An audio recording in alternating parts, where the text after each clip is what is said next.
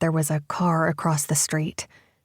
It had been there for over an hour, just sitting opposite the house. A dark blue Toyota Yaris. Silent, still, watching him. He shifted in his seat, blinking rapidly. Had it been there the day before, or was his mind playing tricks on him? His thumb was throbbing from where he had picked at it, the skin hanging off, dry and pointed beneath the nail. Glancing down, he noticed a bead of blood blooming over the skin. The clock behind him ticked loudly as his gaze moved back to the car. He couldn't see inside it. The windows were at the wrong angle, reflecting the sun and making them look tinted. They weren't tinted, he had checked. Did I check? Licking his lips, he repositioned himself for the fourth time, the creak of the chair as familiar as his heartbeat. Every muscle in his body ached, eyes itching, skin crawling as if tiny creatures were scuttling all over it, burrowing into his bloodstream. It was almost 5. She would be back soon. Thank God. It was easier when she was home. Things started to make sense again. The blood from his thumb had smeared over his forefinger, the brightness of it contrasting with the pale expanse of his skin. He looked back out of the window, and a chill ran through him at the sight of a man standing opposite the front door of the house, staring. Was he there before? After 97 seconds, the man moved off, his stride lopsided and uneven on the baking sidewalk. His denim jacket was out of place, unnecessary. It was too hot to wear a jacket. Perhaps he was using it to conceal what was underneath. 2 minutes past 5. She still wasn't home. He watched Denim Man until he was out of sight, the car across the street still unmoving. His toes curled inside his shoes, teeth scraping over his lower lip as he fought back the urge to open the front door, go outside, and smash his fist through the windshield.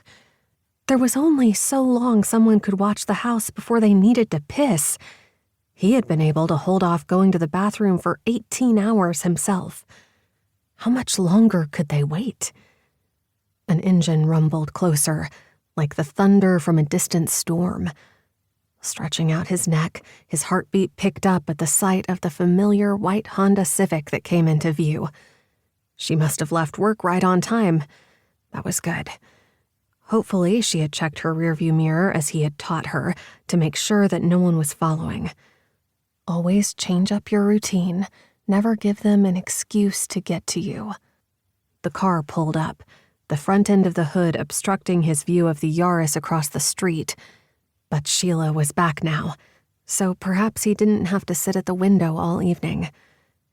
There was a line of ants marching along the cracked window pane, the paint dry and puckering at the edges, tiny cracks skittering across the surface like little pathways they had built themselves, all a flurry of legs, head, thorax, abdomen, head, thorax, abdomen, so uniform, so similar. How easy it must be to be an ant. Sheila was out of the car now, elegant and stunning in the hot sunshine. She was wearing a loose tank top, her blonde shoulder-length hair stirred by the wind as she pulled out her bag. Standing by the car door, she became very still, the bag hanging by her knee.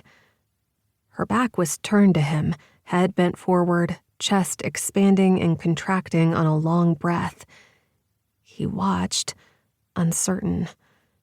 She looked overwhelmed. Maybe she had had a difficult day. There had been a lot of those lately. Eventually, she turned, sharp red heels clicking up the path, tiny gravel stones skipping away from her as she fumbled with her bag, grabbing her keys. I probably should have told her about the... There was a violent crunch as the key was inserted in the door, and Sheila tried to enter the house and couldn't. All he heard was a quiet, "Damn it," from the other side of the door, and then finally he rose to his feet. To keep listening to this audiobook, I've left you a link in the description so you can do it, at no cost thanks to Audible's 30-day free trial.